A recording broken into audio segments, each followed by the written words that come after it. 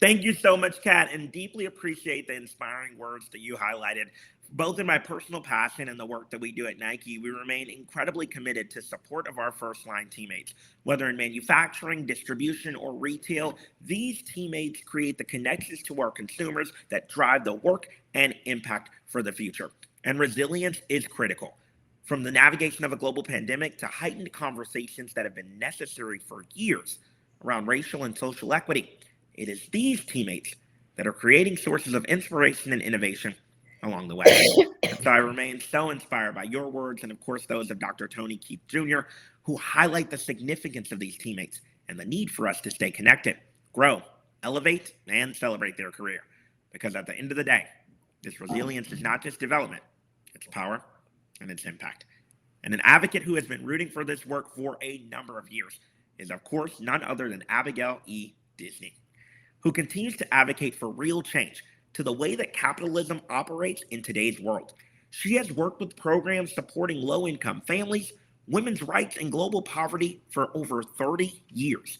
She's an Emmy Award-winning documentary filmmaker, an activist, and co-founder of Fork Films, a nonfiction media production company which produces the podcast All Ears, where she interviews bold, solutions-oriented thinkers from the front lines of America's urgent inequality and race crises. She is the chair and co-founder of Level Forward, a new breed of storytelling company focused on navigating systemic change through creative excellence, balancing financial and social returns.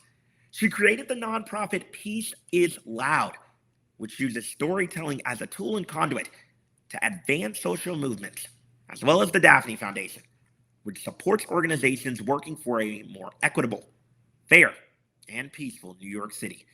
Throughout all of the scope and variety of different work, Abigail continues to be a staunch advocate for the work of equity, ensuring that the work of the future centers around the impact for those that need it most. I know I'm really excited for this conversation today, and it gives me great pleasure to introduce this keynote with Abigail E. Disney. Trying times are times for trying. Thank you, Jarvis. That was such a nice introduction, and it cheered me. So I'm feeling all pep talked and ready to go. So hello everyone. I haven't done any kind of speaking like this in a long time, so I'm rusty, and I'm hoping you'll be patient with me. And the other thing is, when you do something online like this, you can't see if anyone's laughing at your jokes. So if I fall flat, just at least give me points for trying. So before I start, I need to warn you that I think of myself as an optimist, but I am actually a terrible Debbie Downer. I have ruined more cocktail parties and dinner dates than you can possibly imagine. But I feel like I have to know all the bad things so that when I do choose optimism, it won't be just some kind of little fantasy. Optimism is something that you have to fight for and earn, and optimism is the fuel that, at least for me, makes the world habitable. So while I'm going to start off sounding like Eeyore, I can promise you that Tigger will be back later if you hang in there with me. So I was born in 1960. You're welcome to do the math if you want. That means I'm old, and I'm not pleased about it at all. That means I came to my awareness of how the world works at a time when young people were at their most hopeful and activated around the idea of making the world a better place. In the 60s and 70s, people really did sing Kumbaya, and not ironically. For the folks at that time, the struggle was anti-war activism, defending the environment, and fighting for justice for African Americans, Native Americans, women, lots of other groups. What was hardwired into me then, and what animates me still, that's a Disney joke, is the idea that if we work hard, the world will always move forward towards something better, that it always progresses.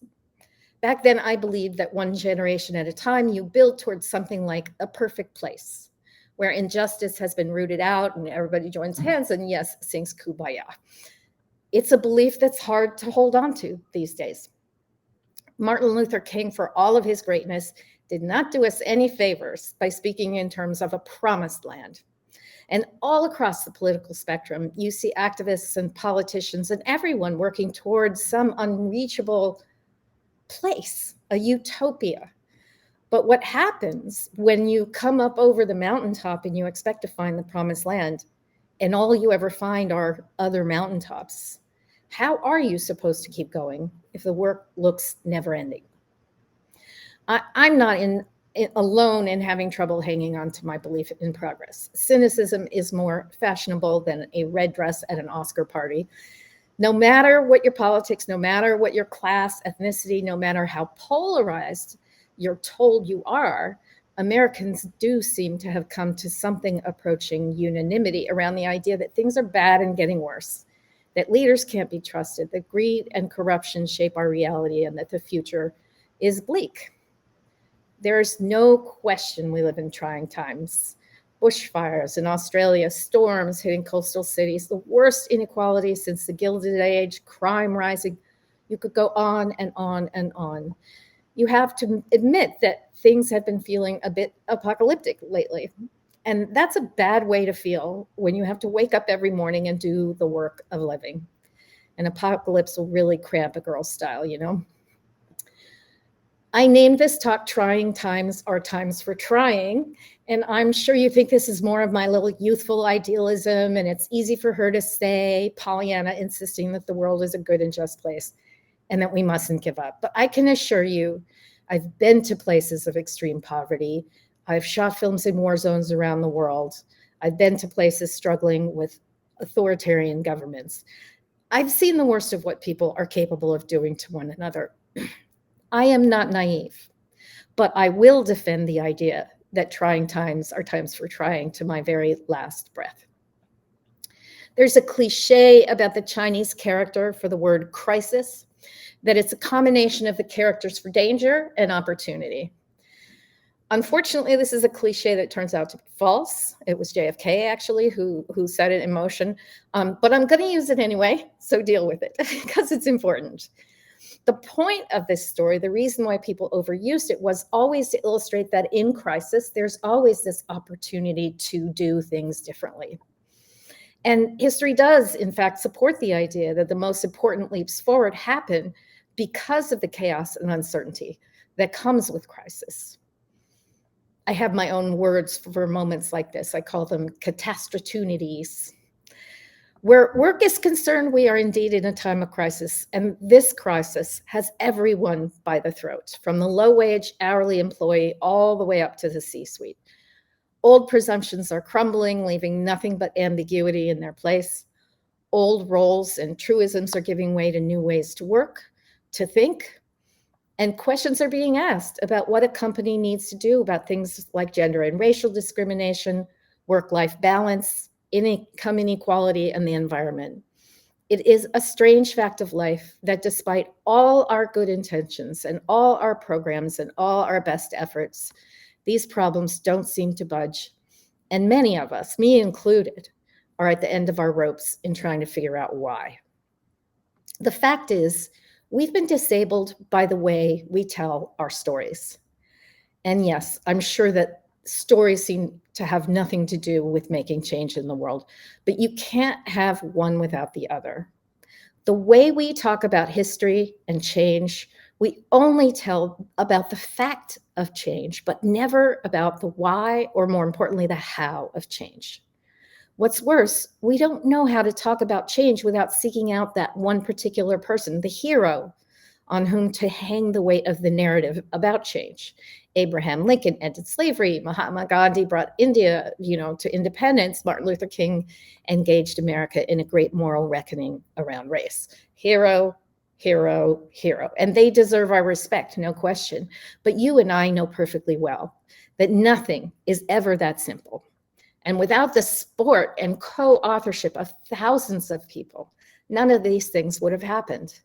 So leadership is important, but without the rest of everybody working together, a great orator is just another weird dude on a street corner shouting into a megaphone. And in a world that does not know how to talk about change, in a way that respects all the complexities and the myriad roles so many people play in it, we wind up wondering, where is the person who will lead us? Excuse me. Could I be the one we're waiting for, or will someone else emerge? And in the thrall of all that uncertainty, we wait. We wait for our marching orders, for a path to appear. And in the waiting, we find ourselves repeatedly discouraged, despairing, and disappointed when those who do emerge let us down or otherwise turn out not to be the miracle workers we were hoping for. That is fertile ground for cynicism. And you can find cynics all around these days telling you that things are useless or that they never change. But what if that's not how change works? What if waiting for a leader or for our marching orders are just ways of remaining complacent, inactive? What if the necessary ingredients for real change, like Dorothy's ruby slippers, were in us all along? At American companies, the way we think about work has changed over the last 50 years, and what has followed has been a gradual but very steady erosion of workers' purchasing power and the quality of all workers' lives along all of the wage spectrum. Lest you thinking I'm making all this up. Since 1980, worker productivity is up 61.8%, while real wages have only risen by 17.5%. The US sits at number 16 on the global happiness scale, behind Canada and most of Western Europe. Deaths by suicide, overdose, and substance-related illness, what sociologists classify as deaths by despair, are at levels we've never seen before. Much of the erosion I'm talking about is attributable to globalization and technology, but not anywhere near all of it. What's more, different ideas have been taking hold since the 1980s about compensation at the top and the bottom, about unions, about costs, about how much should go to shareholders and how much to the people who work to make the profits happen. In 1960, 45% of a company's money was set aside for workers, and now that number has dropped to 20%. The rest goes mostly to management, to financial institutions, and to share buybacks, dividends, and the like. Counterintuitively enough, American companies are also spending less on R&D than at any point in history, which, given all the cash on hand and the low tax environment, makes no sense at all. So what's going on? Something has really shifted in our culture about work and workers, and has shifted very clearly for the worst for most of them. But no matter how hard you go looking for someone to blame in all this, there isn't anyone to find. And that's because the sea change was generated by a critical mass of business leaders and professors and economists and historians and writers and politicians and journalists, no single one of whom can be said to have made it happen. Just as looking for a hero can lead you astray, so can looking for a bad guy. It's just not that simple. They say Henry Ford created the assembly line in part to ensure that no single worker thought of himself as the maker of the car. He thought that would make it easier to manage workers, and he was right. Likewise, the decisions that have led us to this point came as a result of an intellectual assembly line, so that no single person can claim authorships or, perhaps more important, take the blame. The trying times we live in, no matter which area of concern is your focus, are the results of collective decisions, collective behaviors, and collective failures. So why are we thinking that anything but a collective approach to responsibility and change can possibly move us to a better place? And believe it or not, that's the good news, the great news, in fact. No single one of us is the answer, but each and every one of us is one answer. As long as each of us surrenders the idea that we can fix it on our own, or that there's some promised land we need to reach, if we will only replace those ideas with the idea that we are each a small but important and influential part of a much larger whole, a whole with a W, which when we push together, we can push toward a shared purpose and shared values. That's the only thing that has ever changed the world for the better anyway. I guess, and also for the worse, but I digress. But our culture has, for the last century, been very categorically moving in the opposite direction, moving in the direction of an every man for himself, greed is good, Darwin was right kind of ideology about public life. Increasingly, we're told that anyone who can't climb the ladder for whatever reason belongs at the bottom and is no concern of ours. Why this shift happened is a question for another time, but if you doubt me, just have a look at how popular culture talks about the very wealthy and about business, about poverty and economic struggle, and you'll see that the shift has been dramatic and actually rather fast, even though this ideology of individualism was in fact a relatively new one in this country and not at all aligned with the long history of American society. Okay, so this is where I have to acknowledge that some of you are shaking your heads and you're strongly objecting to the idea that a collective rather than an individualistic ethos is more aligned with American values. Actually, I'm pretty sure you're calling me a pinko in the back of your minds right now. So first of all, I'm living on a trust fund, so I'm pretty sure I can't be a pinko even if I wanted to. I'm a capitalist, and I believe we're working with the best system possible, flawed though it may be. But I also believe that the capitalist story has plenty of room for a collective narrative, and that the radical individualism we've seen develop in the last 50 years is not inherent in anything other than the most strictly fundamentalist free market ideology. We don't need to throw the capitalist baby out with the bathwater. If we fix the holes in the bathtub, we can keep the baby, the bathwater, and even some diapers in a bottle if we will only moderate the excesses of the current way in which we do business. Some of that will be by laws and regulations, but some of that will be just changing the way we behave. That means the way we hire people, the way we fire people, the way we prod productivity without offering compensation for improvements, the way we understand and divide up time, the way we see workers at the bottom as somehow other than the workers at the top, and the way we understand the nature of revenues and to whom profits properly belong. The idea that American capitalism is inherently a story of radical individualism comes yet again from a deeply flawed way in which we tell our stories. Sorry. But let me just paint a picture of a moment in time when our big individualist icons, men like Billy the Kid and Jesse James and Wyatt Earp, were most active. That was in the latter half of the 19th century. You've seen a million movies about it, right?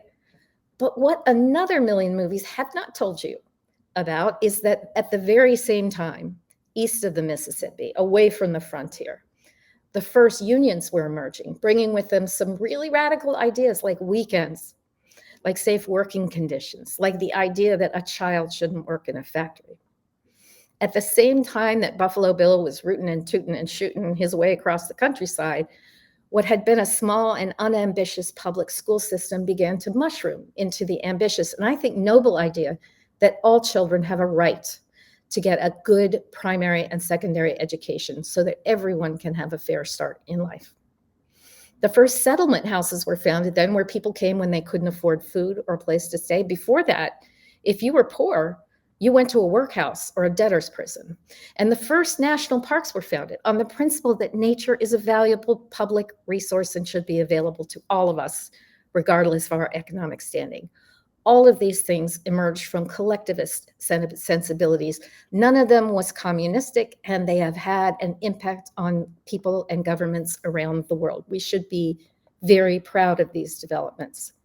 So you could say that America is the story of Wyatt Earp, except for the fact that he represented an infinitesimal demographic, while at the very same time, the lion's share of Americans living east of the Mississippi were learning to live in and build cultures in shared spaces with shared beliefs and a sense of shared destiny. The individualist narrative is pretty compelling. Who doesn't want to see a movie about Wyatt Earp and the OK Corral? Gajillions of hours of film have been dedicated to what was actually a 30-second exchange of gunfire, because the story of conflict and heroes and gunfighters is exciting and hard to resist. The collective story is harder to tell because it's a story about shared authorship and power. Often it's a story of little to no conflict, much less fistfights at the saloon and shooting from the hip. And yet this collective and cooperative story, I'm going to guess, is the story of the world we'd rather live in, because I'm pretty sure that the day-to-day in that world is an awful lot more pleasant than Wyatt Earp's reality. And it's the true story of much of American life for centuries. Now, in modern life, we find ourselves sharing all kinds of workspaces. from Zoom to conference rooms to good old-fashioned cubicles. We work things out together every day in tasks for which the individualistic narrative is pretty useless and even, to be honest, a little psychotic. Hollywood is very good at crafting a story, but real life happens within a complex human ecosystem where what happens to some of us affects us all. So the question is, what if each of us simply decided to inhabit our spot in this ecosystem differently? We all have the power to live in our worlds in a different and new way. Can you imagine a workspace where the inherent dignity of everyone, from the custodian cleaning your bathroom to the CEO, was respected and treated with equal consideration? How would that change the culture of work? That's not me being naive and ridiculous, I can promise you, because every systemic change we are hoping for, every improvement we need to make around our work lives follows from developing a habit of kindness and a respect for the inherent dignity of every single human being. Don't ask me, ask the Dalai Lama. Every social value that needs improving, and it doesn't matter where you are on the political spectrum, requires the optimism to understand that each and every one of us is a potential agent of change who can act on what it is in our power to do, that nobody is more or less valuable than anyone else, and that the golden rule belongs at the top of our to-do lists, not as the optional extra at the bottom. Cynicism is always a self-fulfilling prophecy. And unfortunately, the media, politicians, and all the rest of the people who frame our world in general don't know how to tell us a story in a way that produces anything but cynicism. Optimism is an act of courage. Optimism is knowing and understanding all the problems and pitfalls and choosing to look toward the good anyway. Optimism needs constant care and feeding in the form of respect for and from the others we work with, in the form of doing something good every day for someone else, in the form of focusing on all the stories that history did not know how to tell you. And optimism is what will give us the strength and the courage to make a lot of wrong things right again. There is no promised land. You will never live long enough to see the problems you care most about resolved. And that's the good news. If you believe what needs to happen is structural change, put your shoulder along with everyone else's to the wheel and push as hard as you can. You can, no matter how little difference you think you're making. If you do that, I can guarantee that when you're done, there will be plenty of others who will take the space you've left behind. Because life is not in the victory.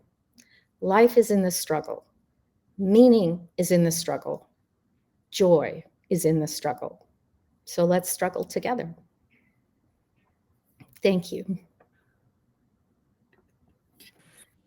Abigail, my goodness, thank you so much for joining us today. What a powerful keynote rooted in so many themes and topics that I know so many of us that are a part of this conversation truly care about. So thank you so much for your time and joining us today.